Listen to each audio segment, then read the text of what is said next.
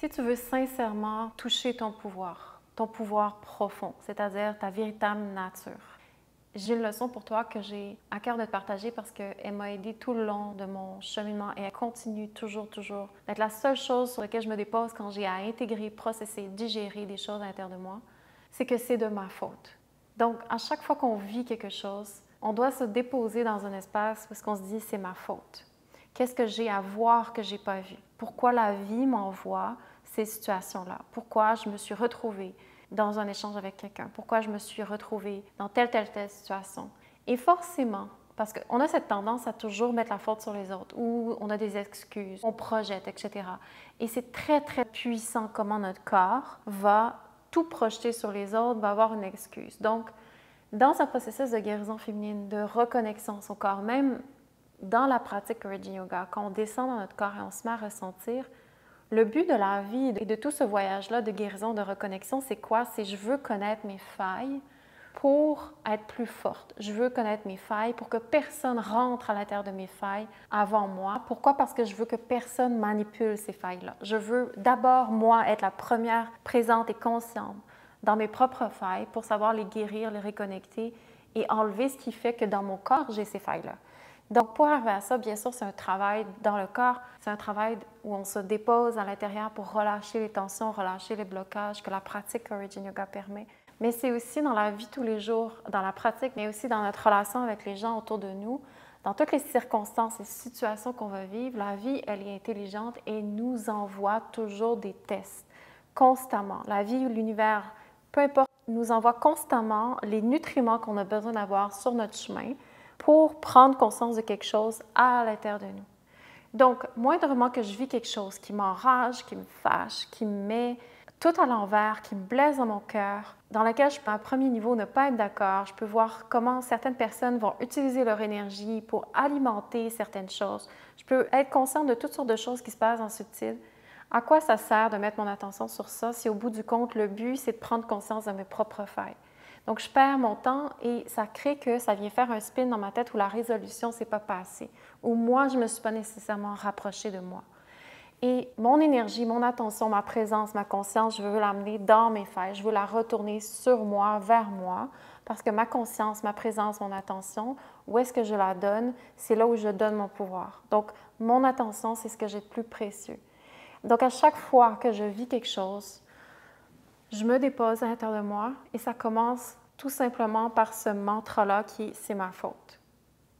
Et à chaque fois qu'on prend responsabilité pour tout ce qui s'est passé, c'est-à-dire pour utiliser qu'est-ce qui s'est passé pour voir quelque chose à l'intérieur de soi, ça serait plus précis, alors forcément, je suis dans un cheminement d'empowerment. Alors forcément, c'est moi qui va gagner avec moi-même pour réclamer ce pouvoir-là que j'ai besoin pour avoir plus d'impact dans ma vie, être plus alignée avec qui je suis et arrêter de me faire avoir ou arrêter de me mettre dans des situations compromettantes où que les failles viennent être utilisées dans les différents échanges ou situations. Pour ça, j'ai besoin d'être radicalement honnête avec moi-même. Et on vit dans un monde où est-ce que la femme, en général, elle a besoin puissamment d'être victime de tout ce qui se passe dans sa vie, d'être victime des circonstances, d'être victime constamment, d'avoir toujours des excuses pour que les choses ne se passent pas ou qu'on n'avance pas ou qu'on n'approfondisse pas ou qu'on ne règle pas les problèmes. Et dans un processus de guérison, de reconnexion, je vous le dis, il n'y a pas meilleure posture, même si elle est difficile et intense. Tout de suite, je me dépose, je dis « OK, c'est ma faute » et le seul endroit que j'ai intérêt à regarder, c'est de là, c'est de cet angle-là. Et la raison pourquoi on a du mal à se mettre dans cette posture-là, à rester moindrement dans la prise de conscience de qu'est-ce que nous, on a participé pour générer ce qui nous arrive dans notre vie, etc., c'est souvent que c'est intense de rester avec. C'est-à-dire, l'attention va toujours revenir, oui, mais l'autre, qu'est-ce qu'elle a fait? Oui, oui, mais les circonstances autour de moi. Oui, mais telle excuse, oui, mais c'est à cause de ça. Tout de suite, ça va retourner dans cette dynamique-là. Donc, à chaque fois que je fais ça, je m'appauvris. Je suis en train de perdre mon opportunité que l'intelligence de la vie m'a envoyée pour prendre conscience de mes failles. Donc, essentiellement, je veux radicalement reprendre ce pouvoir-là et rester avec mon intégration de mes failles. Et des fois, on a des failles vraiment profondes à l'intérieur de nous, c'est-à-dire guérir, reconnecter, prendre soin de ces failles, souvent c'est un grand chemin. C'est pas nécessairement facile. C'est pour ça que prendre cette posture-là de « c'est ma faute », et de laisser couler à l'intérieur cette disposition, cette disponibilité-là de dire « Wow, attends, qu'est-ce que moi je fais pour contribuer à tout ça? » D'arrêter de se mentir, de descendre profondément, de prendre conscience. C'est vraiment intense parce que ça veut dire que je dois revenir dans mon corps. Mon corps va se mettre à transmettre des choses beaucoup plus vraies que n'importe quel narratif que je peux me raconter et à laquelle je suis vraiment attachée aussi, même addict. Et je dois revenir dans mon corps et écouter mon corps parce que mon corps, c'est la chose la plus vraie que je peux avoir comme relation. C'est ma boussole interne. Et il faut faire attention parce que souvent le corps va être conditionné par des états d'esprit qui, eux, sont générés par nos failles. Donc souvent le corps va s'auto-créer des sensations de par nos états d'esprit parce que le corps et l'esprit, ça ne fait qu'un. Mais quand je décide de relaxer, j'apprends à méditer, j'apprends à discerner, j'apprends à ressentir, j'apprends à être radicalement honnête avec mon expérience intime de ce que je ressens vraiment et que je laisse l'expérience dans mon corps descendre.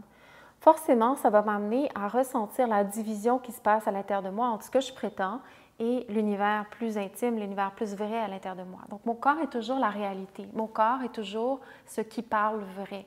Le langage de mon corps, le ressenti de mon corps est toujours ma porte intérieure pour étudier où est-ce que je peux être plus dans mon pouvoir et vrai avec moi-même.